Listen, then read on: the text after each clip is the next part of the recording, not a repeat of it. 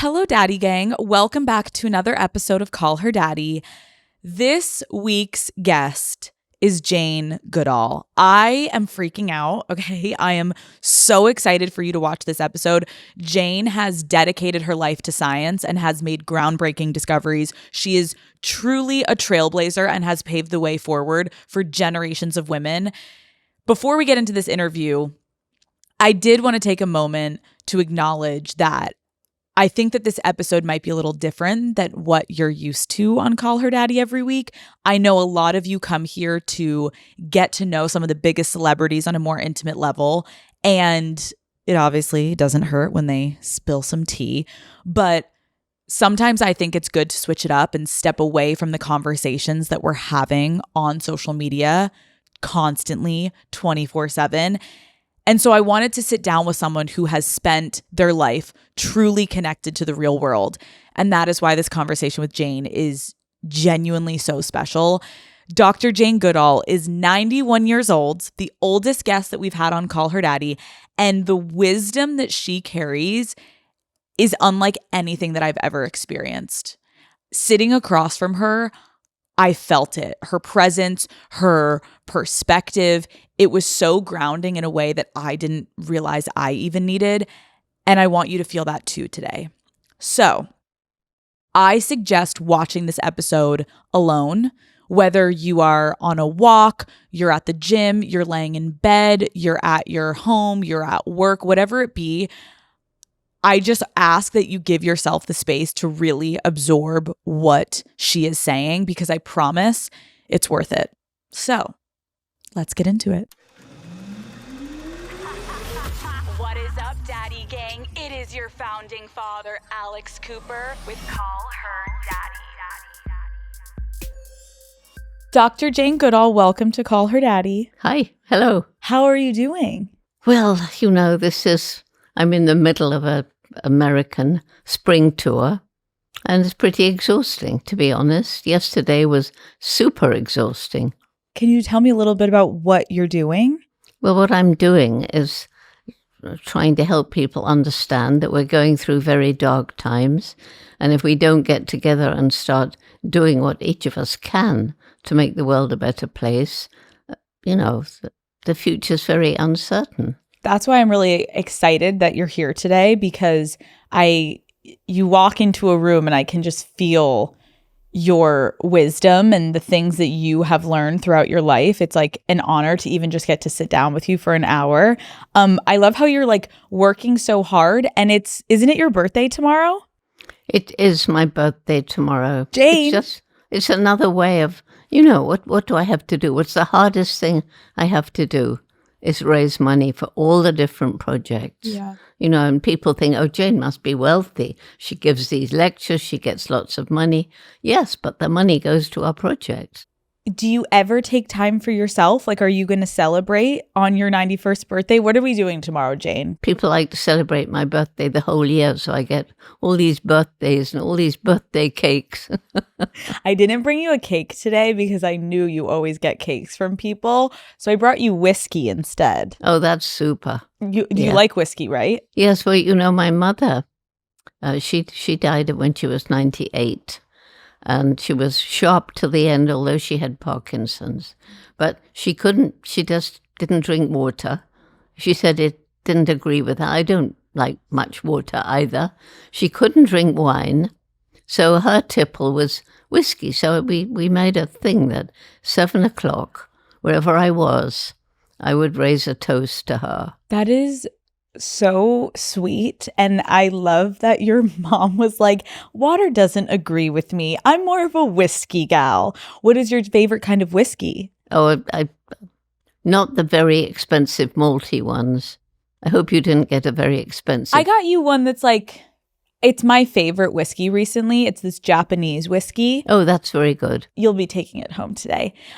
What did you do for your 90th birthday? That's a big one.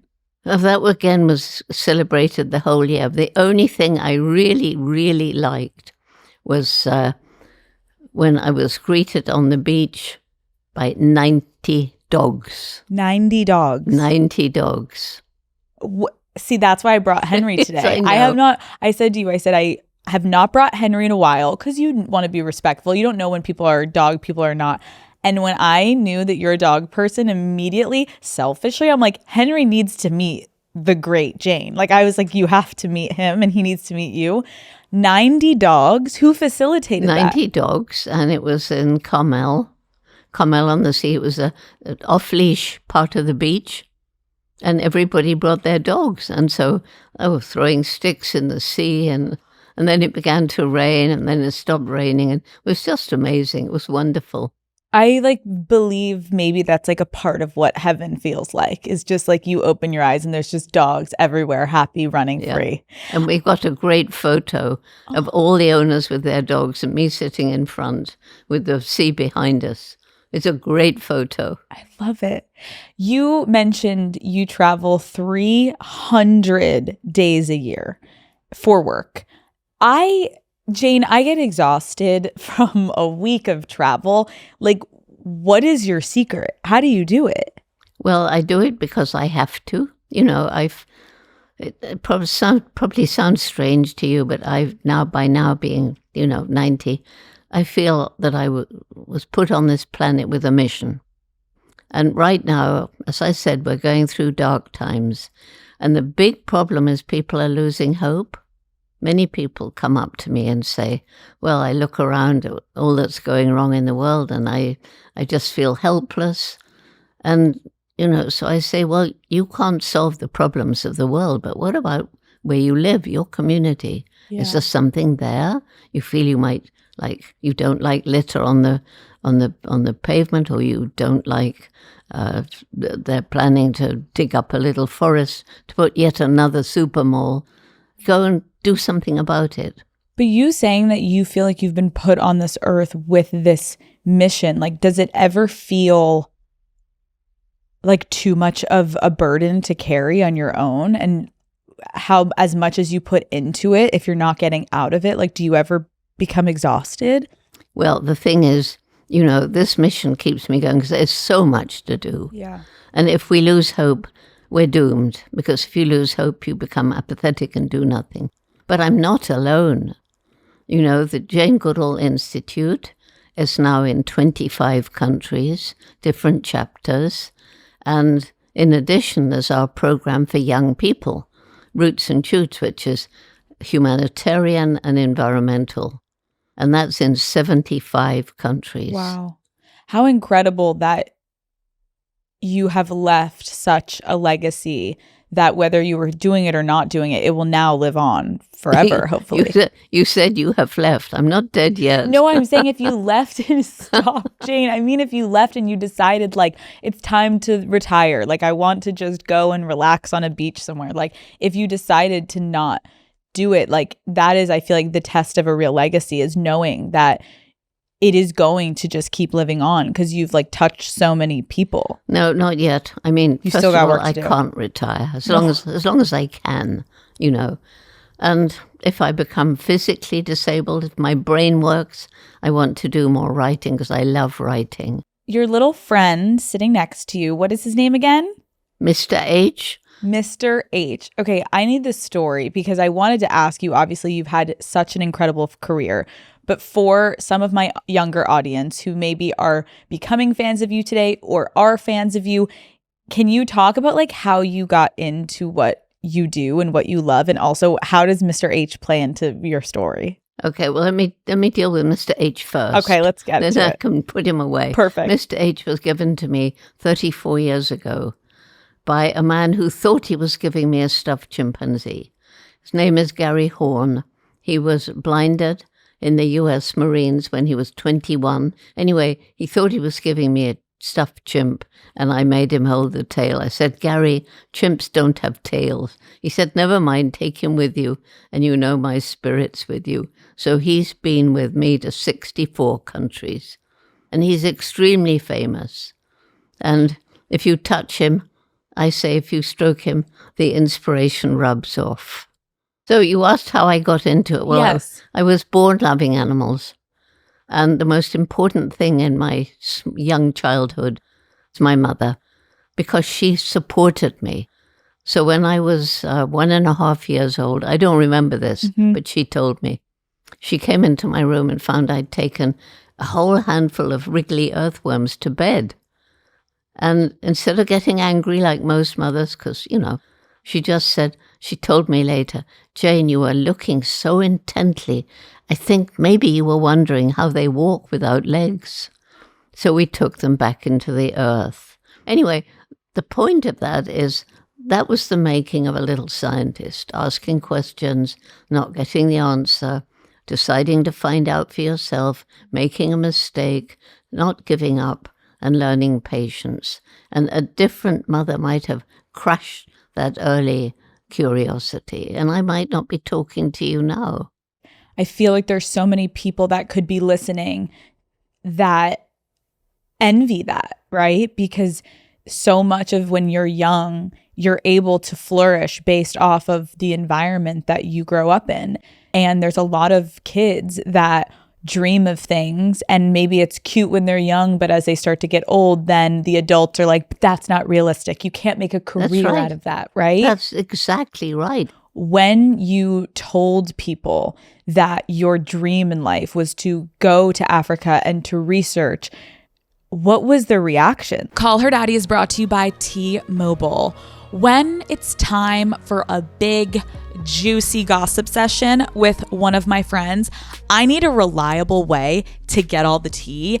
And by tea, I mean T-Mobile, okay? Having more 5G coverage means getting 5G signal more often. And as someone who is constantly on the go, it is so nice to have a reliable network that I can count on. Being a T-Mobile customer also means that I have access to a ton of perks like concert tickets, skipping lines at events, and free in-flight Wi-Fi so I can keep posting from the sky. That free in-flight Wi-Fi has been key lately because we're trying to find my best friend Lauren a man on every flight we take, and I have to keep the Daddy Gang updated live with our progress. T-Mobile also has VIP Club Magenta lounges that offer free drinks for T-Mobile customers, and you guys know I can't say no to a free dirty martini. So, Daddy Gang, kick your old carrier to the curb. It is time to block their number. Then go and hit up T-Mobile when you're ready to really be taken care of. Check out the VIP treatment at tmobile.com/benefits. When you told people that your dream in life was to go to Africa and to research, what was the reaction? Well, you have to remember to start with, I grew up in the war, started when I was 5, and, we didn't have much money. My father went off to join the army, and we went to live with my grandmother. It was House of Women, and me and my sister, my mother and her 2 sisters, and my grandmother.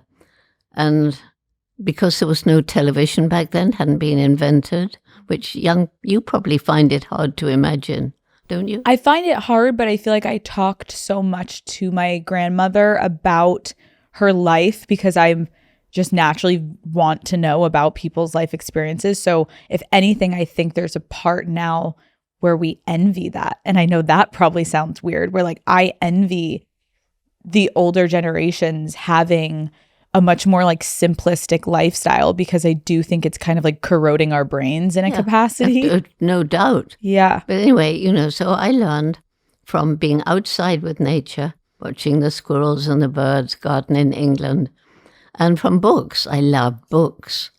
And do you know Dr. Dolittle? Yes, of course. Yes. Well, I found the book of Dr. Dolittle when I was 8, came from the library. And then I used to save up just a few pennies of pocket money. My sister bought sweets with them. I saved them, and I found a little second-hand bookshop. And I was 10 years old, and I found this tiny, cheap edition of Tarzan of the Apes. Well, no TV Tarzan, no film, just the book. So I fell in love with this glorious Lord of the Jungle. And what did Tarzan do? He married the wrong Jane. Anyway, I knew there wasn't a Tarzan. That's when my dream began. I will grow up, go to Africa, live with wild animals, and write books. No thought of being a scientist. No thought of, And everybody said, that's ridiculous. I mean, you don't have money. Africa's far away, and you're just a girl. Not my mum. she said, if you really want to do something like this, you're going to have to work really hard, take advantage of every opportunity. And if you don't give up, hopefully you find a way. And that's the message I take around the world, particularly in disadvantaged communities. And I wish Mum was alive, and maybe she's listening. The number of people who said, Jane, I want to thank you. You've taught me because you did it. I can do it too. I'm curious if you saw, because it's incredible the way you're speaking about your mom and how impactful she was in giving you this confidence to go forward with your dream. Did you see your mom living her life the way that she encouraged you to do it? Because I feel like sometimes with generations, it's like they didn't get to do certain things. So then they're like with their kids, they're like, go and do it all. I wish I could have. Like, was your mom someone that got to live out her dreams? Well, unfortunately, she had 2 sisters and a brother. She was the third. So the brother went on to be a surgeon, a brilliant surgeon. And her older sister was the first person to be qualified, first girl to be qualified as a physiotherapist. And Mum was also going to college to do music. But the war came, and her father died. And sorry, not the war, it was her father dying. And then there was no money left, so she couldn't go to college. So she became a secretary. So she had a good life, but not the life that she probably would have dreamed of. So I was lucky. My dream came true. Yeah, and I'm sure there was something, I'm not a mother, but from what I can understand and talking to so many women who have children, like there is something innately in you that you want your child to have a better life than you, have even more experiences and more opportunities. And it's just, I think it's beautiful to hear the way that you speak about your mother and how much she was willing to sacrifice in her life to make sure that you got what you needed. Parents need to be supportive. Okay, so you're a little boy of 3. I'm going to be an engine driver. Oh, don't be silly. You're not going to. Why not say, wow, you'll be a fabulous engine driver. The best engine driver, because they won't be an engine driver. But make them feel good. But I bet that's what your mom in her brain was like, oh, there's no way Jane's actually going to go to Africa. There's no way and then you did it all. How often do you think in your career were you prejudged for being a woman and the way that you looked, and then slowly you were able to garner the respect because of the work you were putting in? Well, I think I was kind of lucky because it wasn't a male-dominated field, because nobody really was going out at that time. Now, of course, everybody is studying animals. Back then, there were 2 primate studies and a giraffe study. Most studies were in captivity. And so everybody, it wasn't like it is today. Yeah. And I was really lucky. I had the whole field. Nobody had studied chimps in the wild. But studying chimps in the wild, like, I need to understand from your perspective, you weren't going into a lab. You're going into the wilderness. You're going to be surrounded by animals. At the time, you had no formal training. Like, were you scared at all, or did you have any hesitations? No, I wasn't scared. It was my dream, remember. And there were 2 problems. First, money. Always money. Because, as you say, I wasn't trained, hadn't been to college, but finally got money for 6 months from an American philanthropist. And second, it was Tanganyika back then, it's Tanzania today. And the British authorities said, we won't take responsibilities. This is a stupid idea. Young girl going in the forest. In the end, they said, oh, all right, but she can't come alone. That was when my amazing mother volunteered to come. That's incredible. Yes, so and we, our expedition was a shoestring. We had one old second-hand tent between us.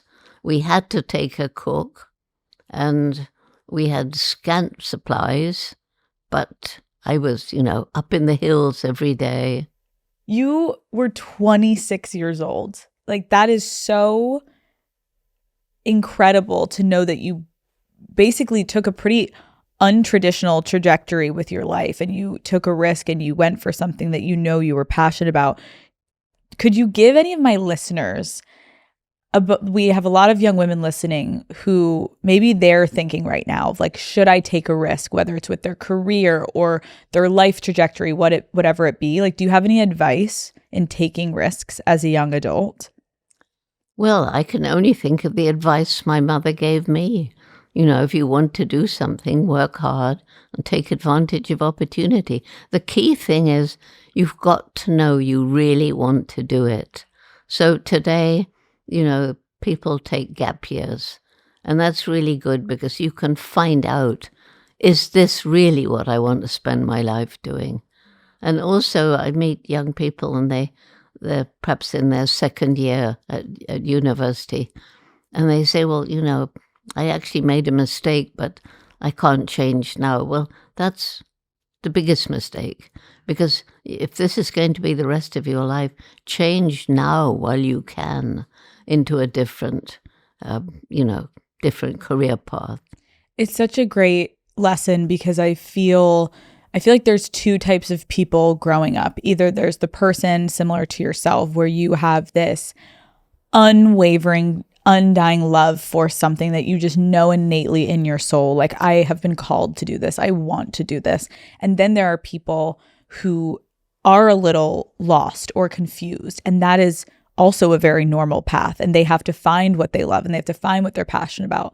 And I think a lot of times people in that category find themselves just trying to do things that other people are doing around them because, oh, well, my friend's doing this. Maybe I will do it. And it's hard to just originally find what makes you happy. So I love that advice of like, if you genuinely to your core know that this isn't what you want, well, first you need to just try it to know you don't want it and to go for it first. And then if you hate it. Yep. And, you know, there's another thing that some women really want to be homemakers. And yet it's getting so that they're despised. You want to stay at home and you want to cook and you want to look after your children instead of being out there having a career and, you know, standing up shoulder to shoulder with your male counterparts. Well, that's wrong too. Because if that makes you really happy, then but your children will be happy. Your husband, if you have one, or your boyfriend or whoever probably will be happy. Yeah. And happiness is so important. It's the king of Bhutan who made this happiness index. And it's fascinating to see, you know, that getting more and more money and more fame and more, you know, doesn't necessarily make people happy. I think that's a very important topic that you just brought up that I think would be very helpful for people listening also, about feeling like, you know, being a stay-at-home mom in a beautiful way. I think there's a lot of women who are now trailblazing in specific industries, and that's obviously such an incredible accomplishment that women are even allowed to sit next to men in rooms now.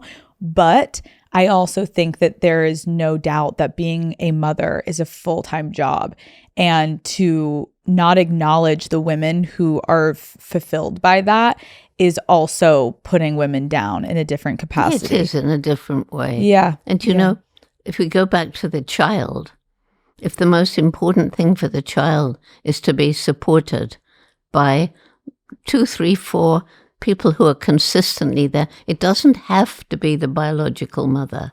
So I met the chief of a Latin American indigenous tribe, and he said to me, he said, Jane, we see our tribe as like an eagle.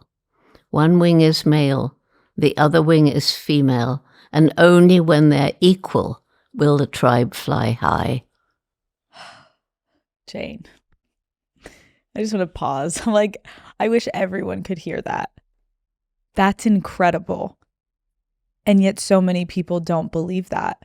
No, they don't. And, you know, thing is, there are female characteristics and male characteristics. Mm-hmm. We all have both. Yep. But basically, we need both. We need the sort of more dominating male characteristics to stand up to things in life that might knock us down. Yeah. But we need the more nurturing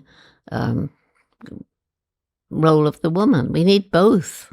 We do, and I feel like especially in the like social and political climate right now, the brute is being rewarded, and people think that being tough and masculine and aggressive is the way to always go.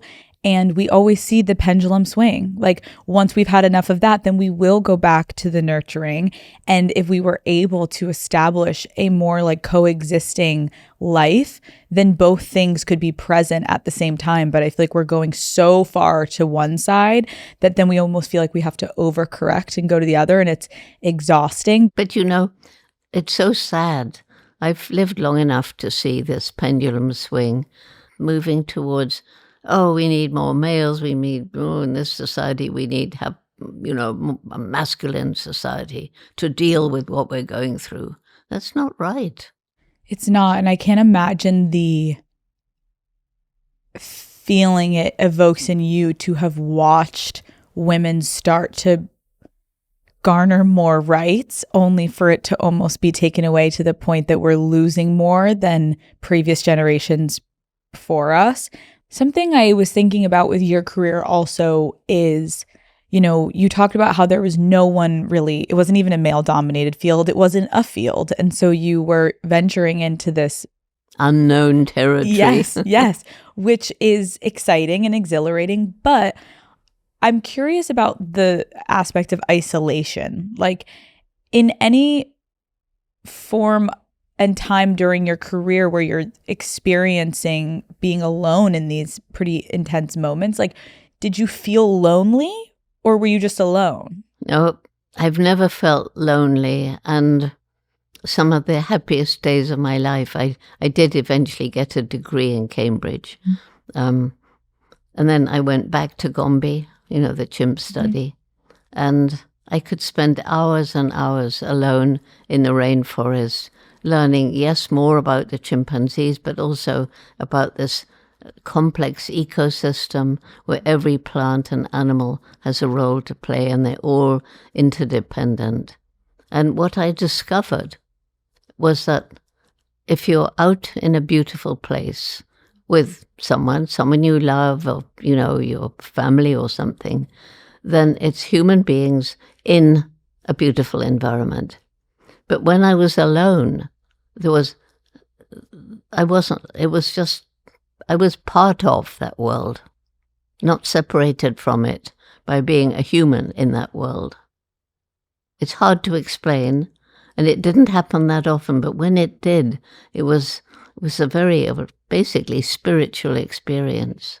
Understandably, I'll never probably understand like the level that you're describing of being immersed in that world and being alone. But I think we can all relate on some level of if you do go watch a sunset by yourself and you're sitting in a canyon or your backyard and you're alone. And when you do things solo, there is like a deeper connection that you have. If you take a walk on the beach and there's no one there, if you're in water and you're alone, like there is, being alone has so much power because you're really forced to also like connect with all of your senses. But it's so rare, I believe, that the recent generations are doing that because they've always got the phone and they have. Oh, yes. Yes. Oh, yes. That thing, Jane. That thing. Could you give any advice on how can young adults get more comfortable with being alone? I mean, are you alone if you're always on Facebook or Instagram or video games? Are you really alone? No. Not really. No, because I think something that I envy, honestly, and I'm sure there are going to be people listening to this, that it's almost like it can make people emotional, is like the way that you talk about this like genuine happiness and this connectivity you felt in your life to being at a place in time where you were so immersed in a world and completely disconnected from humanity and all those things that really bring just more crap to our lives and moments. Yes, it's beautiful to connect with humans, but we rarely are alone. I feel like there's a lot of young kids that feel like they're alone and they're laying in their bed, but then they're scrolling and they're watching other people. And so they're just observing what other human beings are doing and what other people are feeling and talking about. And you're just not actually having to self-reflect in any capacity. You're actually just like consuming an exorbitant amount of content that is then like shaping the next hour of your life. And then you're standing up and you feel depressed and you're curious as to why you don't feel fulfilled. And it's like, because you just watched everyone else living and you just sat and consumed it for hours. Now go live your life. And I think that's what's so incredible about your story and your journey is how much you went and have lived and experienced, and you love life. Can you share with me the moment that you obviously had this incredibly huge breakthrough discovery when you observed a chimpanzee using tools in the wild? What does that moment mean to you still to this day? Call Her Daddy is brought to you by Uber Eats. Okay, Daddy Gang, we all know Uber Eats has the best selection of local restaurants, but did you know they also eat when it comes to a whole range of delivery services? Now, that might be a lot to take in, so let's break it down, okay? Uber Eats isn't just for locked-in salad bowl lunches or pre-gaming with Ty. When you can't make it to the store, you can just get about anything you need delivered straight to your door with Uber Eats. Right now, you could be checking off your whole shopping list, okay? Of course, I'm locked in on Uber Eats when it comes to getting my lunchtime sandwiches or a good delicious meal after work. But say I need a little cocktail at the end of the day. Uber Eats is my go-to spot to get all of the ingredients I need sent to my door. I also use Uber Eats for pretty much everything: paper towels, groceries, snacks. I even order a pair of flip-flops to the nail salon, okay? They've got my back no matter where I am. When you can't make it to the store, Uber Eats brings you the store, essentially, okay? There is nothing better than putting on a good show, getting cozy on the couch, and having the perfect meal delivered right to me, along with 5 other things that I forgot to pick up that day. Uber Eats makes it easy to have it all. Get grocery, alcohol, and everyday essentials in addition to the restaurant food you love. So in other words, get almost anything with Uber Eats. Order now. For alcohol, you must be legal drinking age. Please enjoy responsibly. Product availability varies by region. See app for details. You obviously had this incredibly huge breakthrough discovery when you observed a chimpanzee using tools in the wild. What does that moment mean to you still to this day? Well, it was, for the first 4 of my 6 months' money, the chimps ran away. I mean, they just vanished into the forest, and I just had to learn from a distance with binoculars. And then one chimpanzee began to lose his fear and let me get a bit closer. And he had beautiful white hair on his chin. I called him David Greybeard. And on this day, I was walking through the forest and I saw him sitting on a termite mound. So he was pulling out this with termites hanging on and eating them. And sometimes he was picking leafy twigs, then he had to strip the leaves to make a tool. And the reason this was so exciting is that at that time, it was thought by Western science that only humans used and made tools. We were defined as man, of course, man, the tool maker. And so when I wrote to my mentor, Louis Leakey, he was just so excited. And so as we're defined as man, the tool maker, he said we must redefine tool, redefine man, or accept chimpanzees as humans. And that was when the National Geographic stepped in and said, well, Jane's money runs out, we'll continue to support her. And so then I could relax. And really, I got to know those chimpanzees almost like members of my family. You have had so many moments in your career where you've had to walk into rooms and explain something that maybe people had never heard before, where you're like, no, trust me, I saw it, this is what happened. And I think a lot of that takes, yes, having the truth on your side, but confidence to be able to walk into a room and do that. Like, do you have advice for women listening of how they can advocate for themselves in an intimidating work situation? Well, I've been intimidated. Don't worry. The first time I had to give a lecture, I thought I would die. And for the first, I don't know, it seemed forever. I couldn't even breathe, but nobody noticed.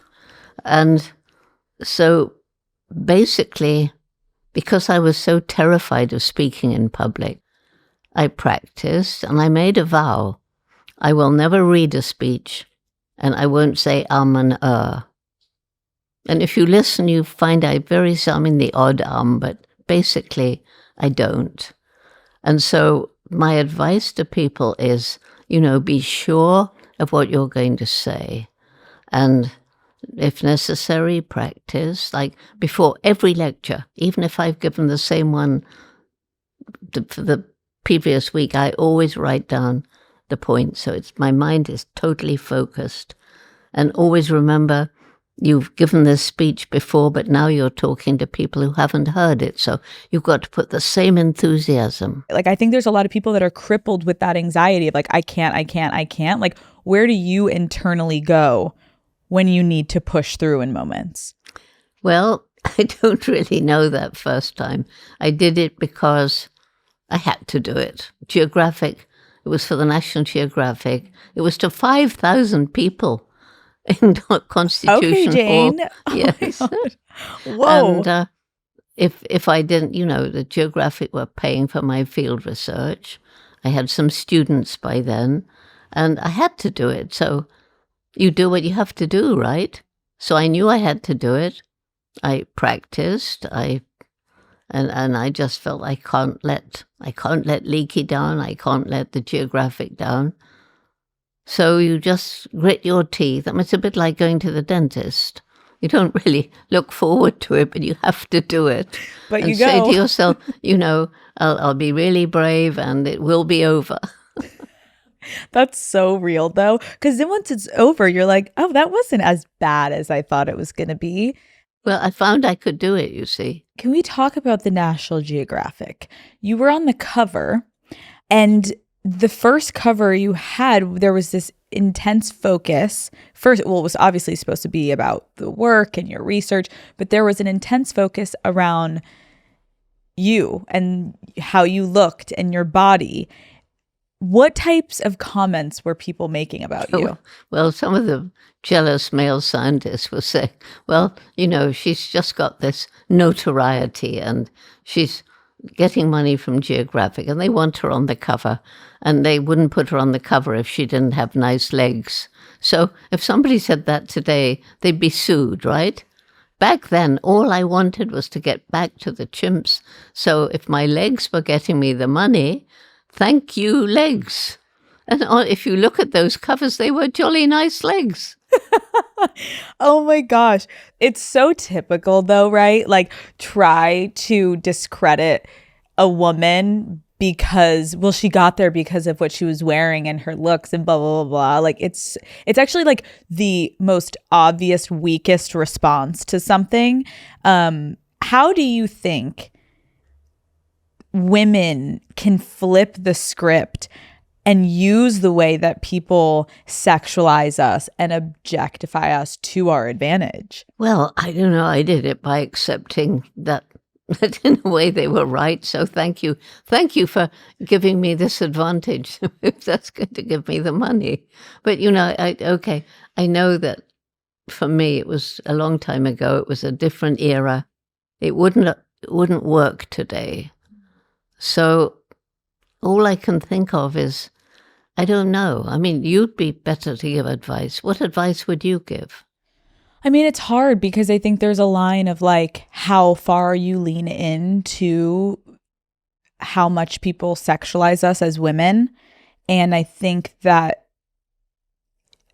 there's going to innately be moments where someone says something inappropriate to you at work, or a man is trying to discredit you because your work can't be that good. It's because you're hot and because people are giving you the position because of the way you look.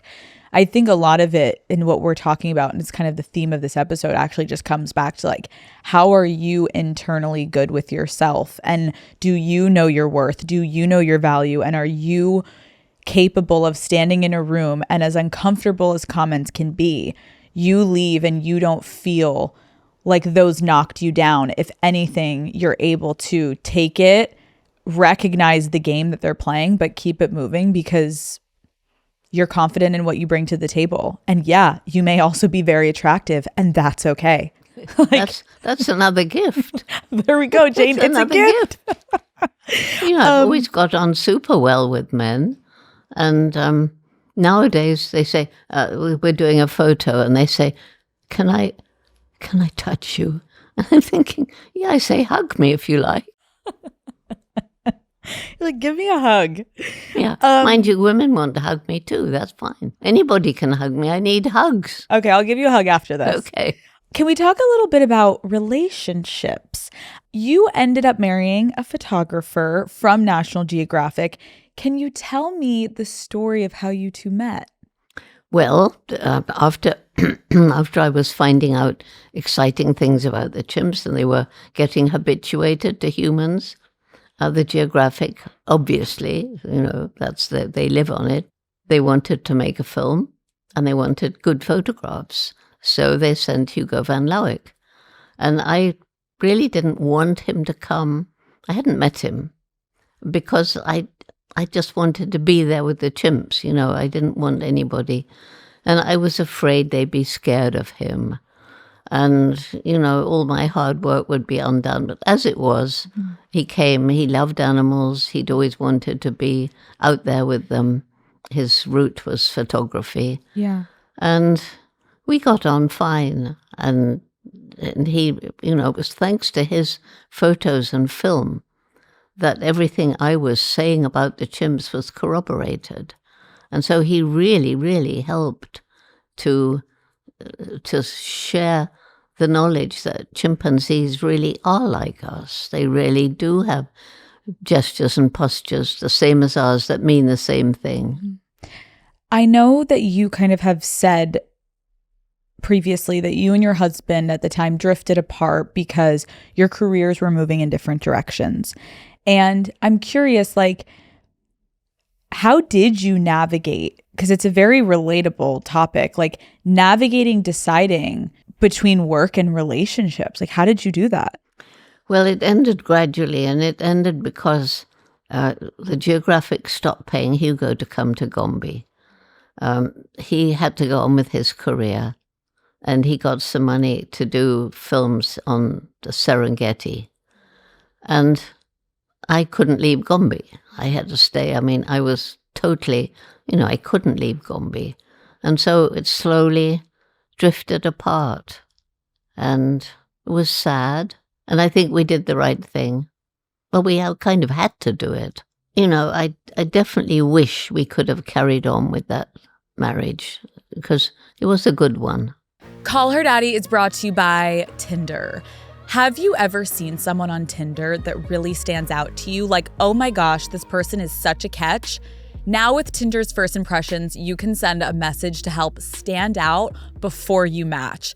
Try debating their hottest take, bonding over their weirdly specific obsessions, or hit them with a joke that they absolutely have to respond to. Try Tinder's First Impressions feature and explore all of the possibilities for yourself. Tinder, it starts with a swipe. Download Tinder today. What do you think is your favorite part of aging and getting older as a woman? I don't think there's a favorite part of aging, quite honestly. But I suppose, if you look at it philosophically, the longer you live, the more you learn. And I don't like a day that I don't learn something, even a little thing. Mm-hmm. And the other thing is, when you get older, you learn, well, I do, you learn more about what's going on in the rest of the world and how to interact with people. And basically, it would be nice if you didn't get old. It would be nice, Jane. We talked a little bit about earlier in the episode when we were talking just about how you really talk so much about hope and how important it is to have hope.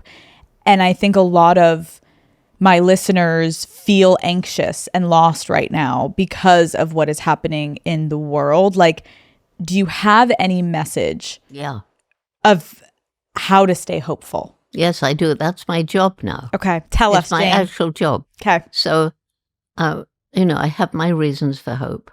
Number one, I mentioned, it's the young people. So this Roots and Shoots program began in 1991 with 12 high school students in Tanzania. It's now got members from kindergarten, very strong in university, everything in between.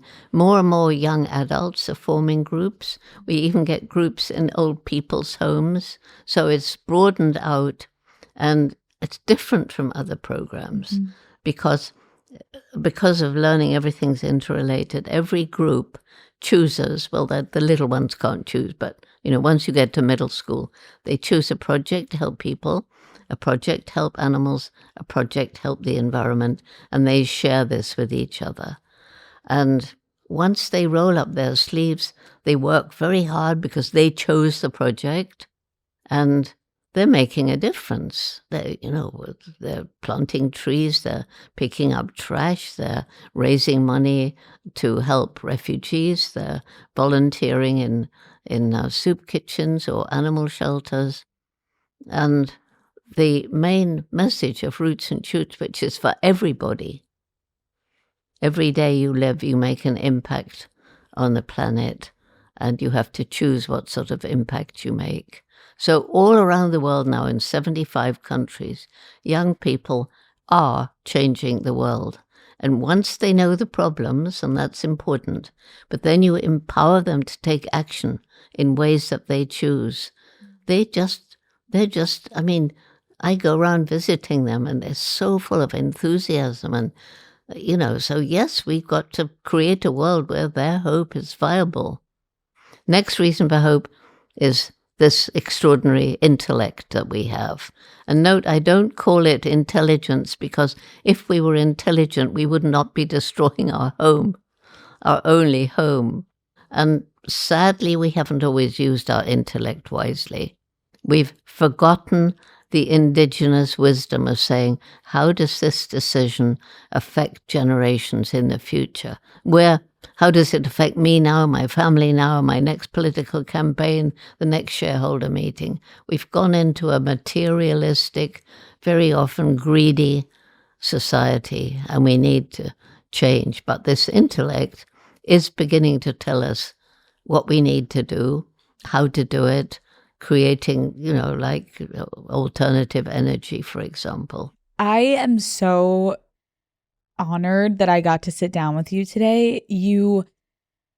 And the way that you look at life is so inspiring. And I think I will admit, I'm a businesswoman running around all day, and I have meetings, and I'm trying to do all these things. And it is very humbling, honestly, to sit with someone like you who has such the right understanding of what we should be prioritizing in life. And of course, everyone has different priorities of what will make them happy, but we have gotten so materialistic, and we have gotten selfish, and we have lost our way. And understandably, it's difficult, because if you're a young woman sitting at home watching this right now, do you have that? It doesn't feel like there's much you can do. And I think today it's such a perfect example of but you can get involved and you can do something, because something that stuck with me is these are people who are so happy. And why are they happy? Because they're doing something good and they're giving back. We all know how it feels on the most vain level to give a gift to someone. It's always better to give than receive, because you're oh my gosh, I feel that feeling can ignite something in future generations of coming together and making a difference, because it is going to impact my children and then the next generation of children and so forth. So thank you so much for taking your time today. I know you were very busy, and I'm just honored that I got to sit down with you, Jane. Thank you so much. I've had a great time talking to you and meeting Henry. Let's make Henry come and say goodbye. Where is he? Henry, come. Henry, Henry's taking there he photos. is. Come here, Yes, Henry. come and say goodbye. Come say hi. Henry, Come come and say hi. goodbye. Say Yes, hi to Jane. it's been so nice sharing this Oh. time with you. Oh, good boy. Good boy. Yes, bye-bye, Henry. Good boy. You like Jane? Yes. Good boy, Henry. We did it.